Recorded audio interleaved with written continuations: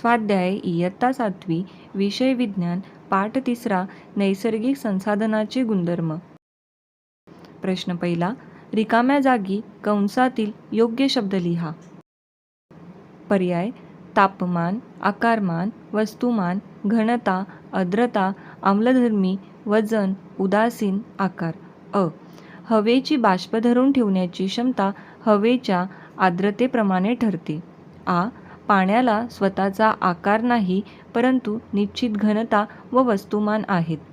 इ. पाणी गोठताना त्याचे आकारमान वाढते. इ. उदासीन मृदेचा pH 7 असतो. प्रश्न दुसरा, असे का म्हणतात? अ. हवा हे वेगवेगळ्या वायूंचे एकजिन्सी मिश्रण आहे. उत्तर: हवेत अनेक प्रकारचे वायू व इतर घटक आहेत. हे सर्व मिश्रणाच्या स्वरूपात एकत्र असतात. त्यांच्या एकट्याच्या अस्तित्वाची जाणीव होत नाही. म्हणून हवा हे वेगवेगळ्या वायूंचे एकजिन्सी मिश्रण आहे. आ. पाण्याला वैश्विक द्रावक म्हटले जाते. पाण्यात अनेक प्रकारचे पदार्थ विरघळतात, म्हणून पाण्याला वैश्विक द्रावक म्हटले जाते. इ. स्वच्छतेसाठी पाण्याशिवाय दुसरा पर्याय नाही.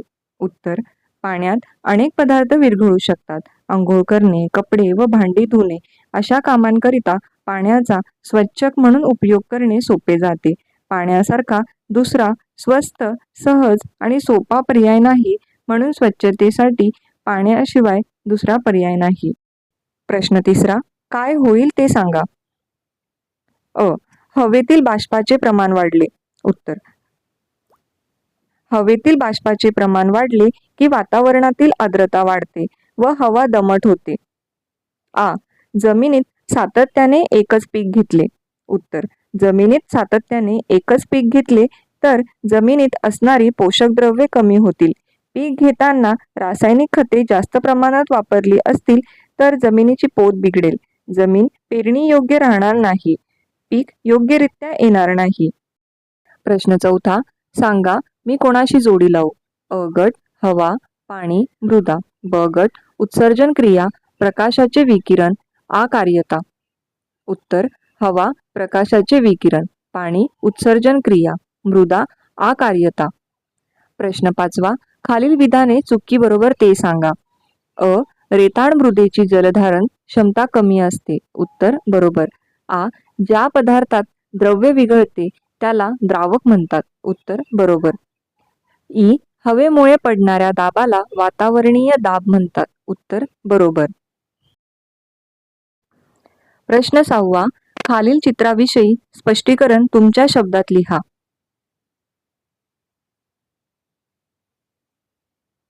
उत्तर 1.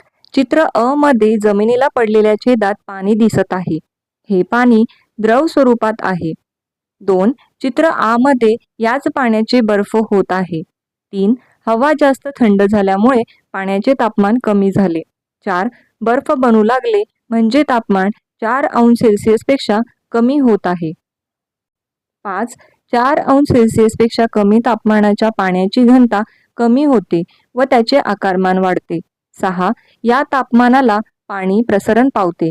हे प्रसरण पावणारे पाणी बाणाच्या साहाय्याने चित्र आ मध्ये दाखवले आहे. 7.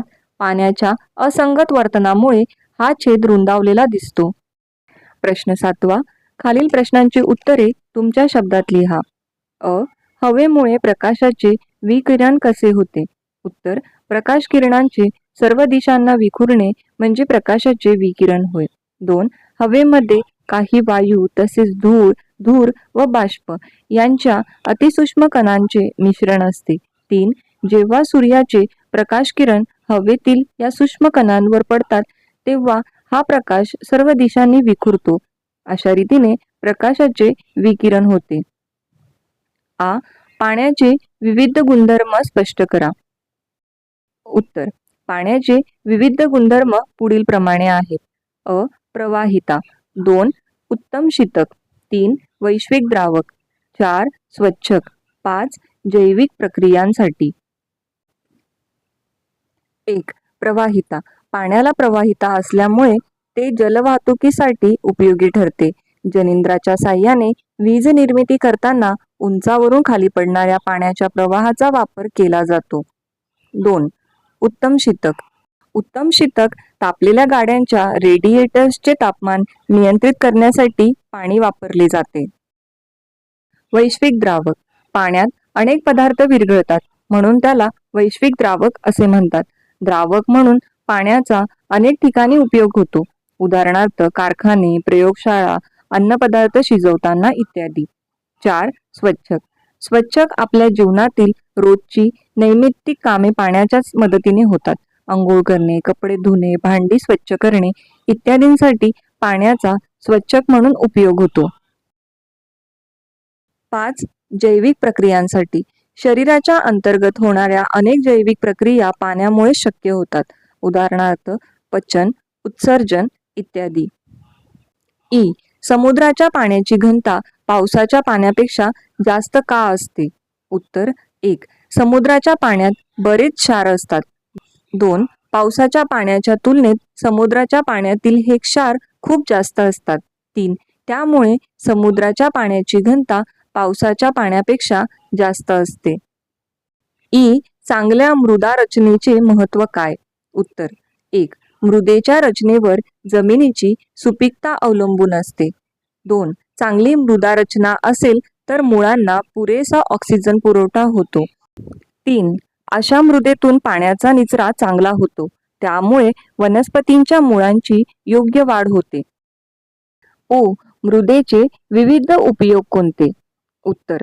मृदेचे विविध उपयोग पुढीलप्रमाणे. 1. वनस्पती संवर्धन. वनस्पतींच्या वाढीस मदत करणे. 2. जलसंधारण. मृदा पाणी धरून ठेवत असल्यामुळे आपल्याला 12ही महिने पाणी मिळते. 3. आकार्यता. मृदेला हवा तसा आकार देता येण्याच्या गुणधर्माला आकार्यता म्हणतात. या गुणधर्मामुळे मृदेपासून आपण विविध आकाराच्या मातीच्या वस्तू बनवू शकतो. उदाहरणार्थ माठ, रांजण, पणत्या, मूर्ती, विटा इत्यादी. उ. मृदा परीक्षणाची शेतकऱ्यांच्या दृष्टीने गरज व महत्त्व काय? 1. शेतकऱ्याला उत्तम पीक काढणे अपेक्षित असते. 2. मृदेचे परीक्षण केल्याने शेतकऱ्याला त्याच्या शेतजमिनीतील विविध घटकांचे प्रमाण लक्षात येते. 3. मृदा परीक्षण केल्यानंतर शेतकऱ्याला मृदेचा रंग, पोत तसेच त्यातील सेंद्रिय पदार्थांचे प्रमाण समजते. 4. मृदेमध्ये कोणत्या घटकांची कमतरता आहे व ती दूर कशी करावी याचे उपाय कोणते हे मृदा परीक्षणातून समजते. 5. मातीचा सामो म्हणजेच pH आणि विद्युत वाहकता या 2 परीक्षणाचा शेतकऱ्याला खूप फायदा होतो. ए. ध्वनीच्या प्रसारणामध्ये हवेचे महत्त्व काय? उत्तर. ध्वनीचे प्रसारण होण्यासाठी हवेची माध्यम म्हणून आवश्यकता असते. 2. कानावर पडणारे सर्व आवाज भोवतालच्या हवेमुळेच आपण ऐकू शकतो. 3. हवेच्या माध्यमातूनच ते आपल्यापर्यंत येऊन पोहोचतात. 4. हवेचे माध्यम नसेल तर आपण ऐकूच शकणार नाही. म्हणून हवा ध्वनीच्या प्रसारणासाठी महत्त्वाची आहे. ए. पाण्याने पूर्ण भरलेली काचेची बाटली कधीही फ्रीझरमध्ये का ठेवू नये? उत्तर. 1. बर्फ होत असताना पाण्याच्या असंगत वर्तनाप्रमाणे तो प्रसरण पावतो. 2. 4 अंश सेल्सिअस तापमानाच्या खाली तापमान गेल्यास पाण्याची घनता कमी होऊ लागते आणि आकारमान वाढू लागते. 3. फ्रीझरमध्ये 4 अंशच्या खाली तापमान असल्यामुळे पाणी प्रसरण पावून बाटली फुटू शकते. 4.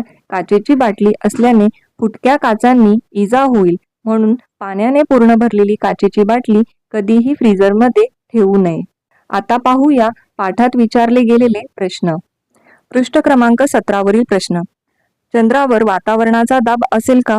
उत्तर. चंद्रावर वातावरणाचा दाब अगदी नगण्य असेल. हवेचे तापमान वाढले की त्याचा हवेच्या दाबावर काय परिणाम होतो? कोणते? उत्तर. कोणतीही हवा एखाद्या बंदिस्त जागेत असेल तर तापमान वाढल्यावर त्यावरील दाब देखील वाढेल. वाढलेल्या तापमानामुळे या हवेतील निरनिराळे घटक रेणू जोराने कंप पावतील व त्यातील हवेचा दाब वाढेल. मात्र हवा बंदिस्त नसेल तर जसजसे हवेचे तापमान वाढेल तसतशी हवा वातावरणाच्या वरच्या थराला सरकेल. त्यामुळे हवेचा दाब कमी होईल. पृष्ठ क्रमांक 18 वरील प्रश्न. उन्हाळ्यात ओले कपडे चटकन वाळतात पण पावसाळ्यात मात्र ते लवकर वाळत नाही, असे का घडते? उत्तर. उन्हाळ्यात तापमान जास्त असते तर हवेची आर्द्रता कमी असते. कोरड्या हवेमुळे कपडे लवकर वाळतात. पावसाळ्यात हवेची आर्द्रता जास्त असते. हवेत आधीच जास्त प्रमाणात बाष्प असते. त्यामुळे कपड्यातले बाष्प बाष्पीभवन होऊन लवकर जात नाही. म्हणून उन्हाळ्यात ओले कपडे चटकन वाळतात, पण पावसाळ्यात मात्र ते लवकर वाळत नाहीत. आपल्या अवतीभोवतीची सर्व हवा जर काढून टाकली तर काय होईल? उत्तर: आपल्या अवतीभोवतीची सर्व हवा जर काढून टाकली तर सजीव हवे वाचून जगू शकणार नाहीत. श्वसन, ज्वलन इत्यादी प्रक्रिया बंद पडतील. ध्वनी प्रसारण, आर्द्रता, उष्णता अशा बाबी घडणार नाहीत. पृथ्वीवर ऋतू निर्माण होणार नाहीत आणि पाऊसही पडणार नाही. त्यामुळे पाणी नाहीसे होईल. हवेशिवाय सर्व जीवनच नष्ट होईल. अवकाशात आवाज ऐकू येईल का? उत्तर: सर्व प्रकारचे आवाज भोवतालच्या हवेमुळेच आपण ऐकू शकतो. हवा हे ध्वनी प्रसारणाचे माध्यम आहे. अवकाशात हवेचे माध्यम नसल्याने अवकाशात आवाज ऐकू येणार नाही. पाणी कोणकोणत्या अवस्थेत आढळते? पाणी स्थायू, द्रव्य, वायू या तिन्ही अवस्थेत आढळते. बर्फ ही स्थायू अवस्था, पाणी ही द्रव्य अवस्था आणि वाफ ही वायू अवस्था आहे. अतिशय थंड प्रदेशात नदी, तलाव, गोठल्यावरही जलचर जिवंत का राहू शकतात? उत्तर: पाण्याच्या असंगत वर्तनामुळे नदी, तलाव वगैरे केवळ वरच्या थरातच गोठतात. अतिशय थंड प्रदेशात तापमान खूप कमी असते, ते शून्याच्या देखील खाली जाते. अशा वेळी जलाशयाच्या वरच्या थरातले पाणी थंड होत जाते. पाण्याच्या पृष्ठभागाचे तापमान जेव्हा 4 अंश पेक्षा कमी होते तेव्हा त्याची घनता कमी होते. अशा अवस्थेत पृष्ठभाग गोठतो. मात्र खालच्या थराचे पाणी 4 अंश तापमानाला द्रव्य रूपात राहत असल्याने तेथील जलचर सुरक्षित राहतात. मृदा म्हणजे काय? मृदा कशी तयार होते? जिच्यामुळे जमीन बनते अशी माती म्हणजेच मृदा. मृदा निर्मिती अतिशय मंद गतीने चालणारी नैसर्गिक प्रक्रिया आहे. खडकांचे अपक्षय होऊन त्यापासून अपरिपक्व मृदा बनते. माती, वाळू, बारीक खडे आणि कृमी, कीटक यांपासून बनलेल्या अपरिपक्व मृदा हजारो वर्षांनी परिपक्व बनते. मृदेतील विविध घटक कोणते? मातीचे कण, वाळू, दगड, खडक असे मातीचे अजैविक घटक असतात. तसेच सूक्ष्मजीव, जीवाणू, आदिजीव, कवके, शैवाल, मुंग्यांसारखे कीटक, कृमी, गोम, गांडूळ असे मातीचे जैविक घटक असतात. पृष्ठ क्रमांक 23 वरील प्रश्न. चिकन मृदेला मशागतीला जड मृदा असे का म्हणतात? उत्तर: चिकन मृदेमध्ये सूक्ष्म कणांचे प्रमाण सर्वात जास्त असते. त्या कणांना स्पर्श केला तर ते हाताला चिटकून बसतात. या मातीत जरुरीपेक्षा जास्त पाणी शोषून राहते. त्यामुळे चिकन मृदेला मशागतीला जड मृदा असे म्हणतात.